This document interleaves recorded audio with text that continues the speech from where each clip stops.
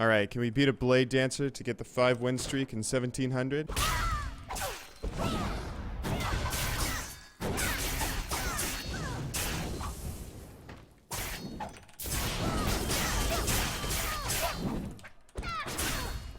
Oh, is that it?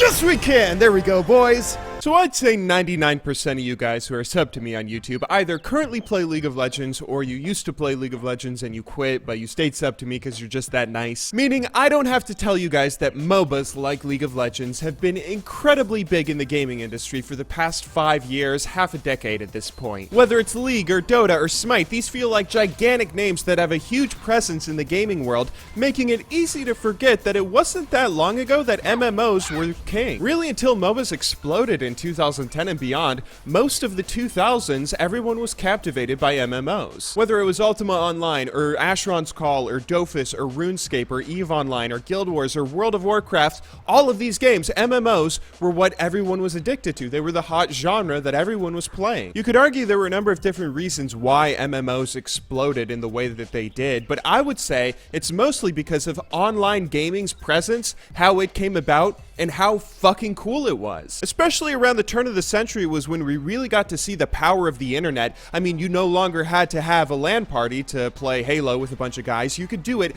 over the internet, and we had more and more ways to play with people online, and probably the pinnacle of that was the MMO. This wasn't just playing a shooter of 2v2 with 3 other friends. No, this was playing a world, a persistent world, with thousands of people where you got to share your achievements and your adventures with everyone. So exactly like what's happening with MOBAs now, a lot of companies got wise to this. A lot of companies started pumping out all their MMOs. A bunch of MMOs flooded the market, and the consumer got a little bit bored with all the different clones of each other. And eventually MMOs would die away, of course. In 2010, MOBAs would start taking off. And around now, we only really have World of Warcraft and a number of niche communities with stuff like Dofus or RuneScape or EVE Online that have kind of survived. But even then, I mean, a lot of those MMOs are hanging on only by a thread. WoW has a decreasing subscriber count that gets smaller with every day, to a point where Blizzard isn't even releasing the subscriber counts in their quarterly reports anymore. I mean, that can't exactly be a good sign. Now, as you guys know, I've been playing Blade & Soul recently, which is what's got me thinking about all this and reminiscing about the past a little bit,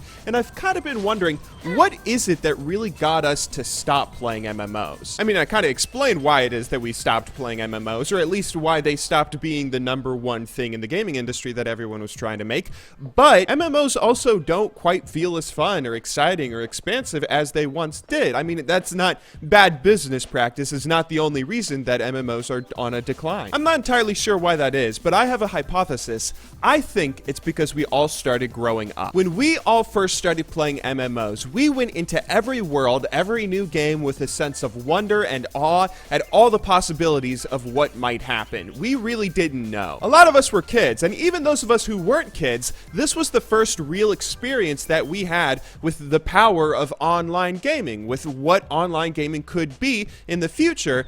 All sorts of people all playing the same game in this persistent world. We could go on all sorts of adventures. The possibilities were limitless. We really didn't know what might end up happening in the MMOs we started playing. This was our first experience with it, but nowadays, we've wised up. We no longer go into games with innocent eyes. We go in with the mindset of completionists. We figure out what kind of gear we want to get, what the most efficient way of getting it is, what the best strategies for PvP are, the best comps, the best teams. Rather than just letting the game take us on whatever adventure it might end up taking us on, we now go into games with the mindset of, how can I beat this game? All of us who've played MMOs for all those years have sort of outgrown them in this kind of way. And the kids nowadays, I'd sound like an old person when I say that, the really young guys who are the age that we were when we first started picking up MMOs, they no longer have that sense of wonder and awe at the possibilities of online gaming. They've played online games for years, and they know exactly what the possibilities are. They understand what all of it can offer, and instead they have their own set of games that spark their own imagination and creativity and set them off on their own adventures that are completely different from what we grew up playing. And then they go and Google Minecraft porn and make us all feel ashamed of the human race. Anyway, Blade & Soul sort of got me thinking about all this recently. recently, there are still plenty of companies out there that are trying to put out good MMOs. I mean, whether you're talking about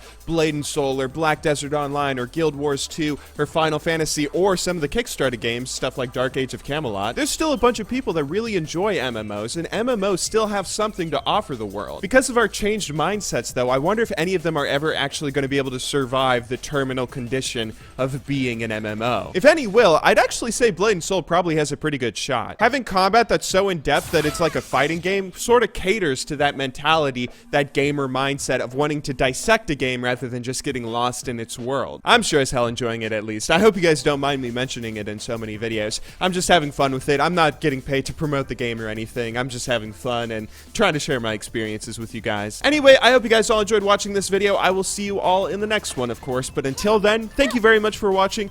Good luck in solo queue, and have a wonderful day.